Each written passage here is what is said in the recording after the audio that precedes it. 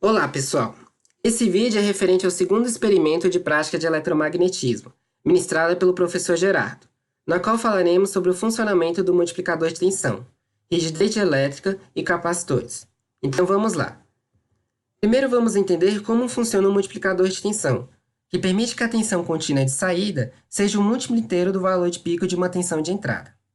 O circuito multiplicador de tensão é composto basicamente por componentes passivos como os diodos e os capacitores, sendo o diodo responsável por permitir a passagem da corrente elétrica em apenas um único sentido, e os capacitores responsáveis por armazenar a energia que será multiplicada.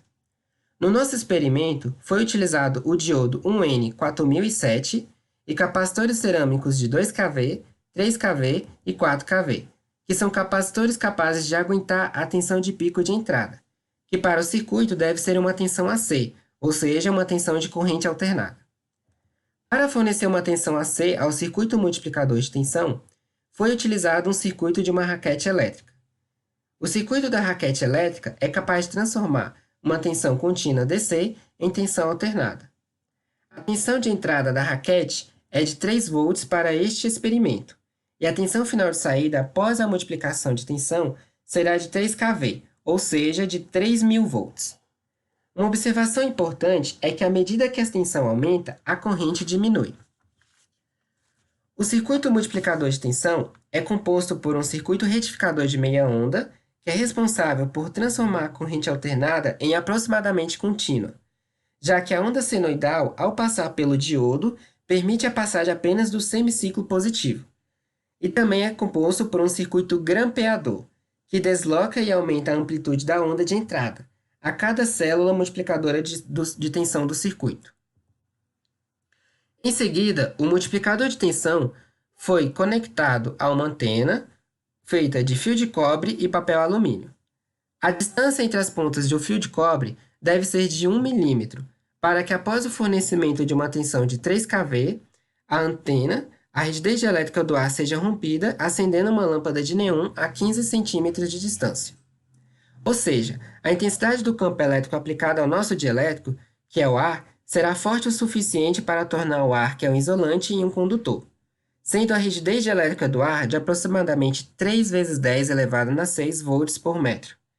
Como o ar se tornará um condutor, a energia poderá ser transmitida para a lâmpada de neon, acendendo ela. A terceira parte consiste na construção de capacitores.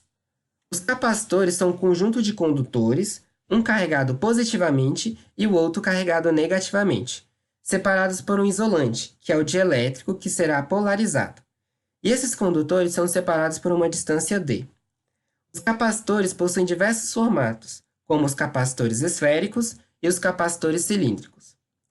A capacitância de um capacitor é a sua capacidade de suportar cargas elétricas, e pode ser expressa pela seguinte relação: capacitância é igual à carga elétrica de um dos condutores dividido pelo potencial elétrico. Por exemplo, o capacitor de placas paralelas é expresso pela seguinte relação quando o dielétrico é o vácuo, em que a capacitância é igual a ε0 vezes a área das placas dividido pela distância. Observando essa expressão, podemos ver que a capacitância depende da área e geometria das placas, depende da distância entre as placas e do meio em que elas se encontram. Tá gravando. Muito bom. 15 centímetros. Voltaje de saída, quanto será? Não vou medir, não. Tá bom. Pronto.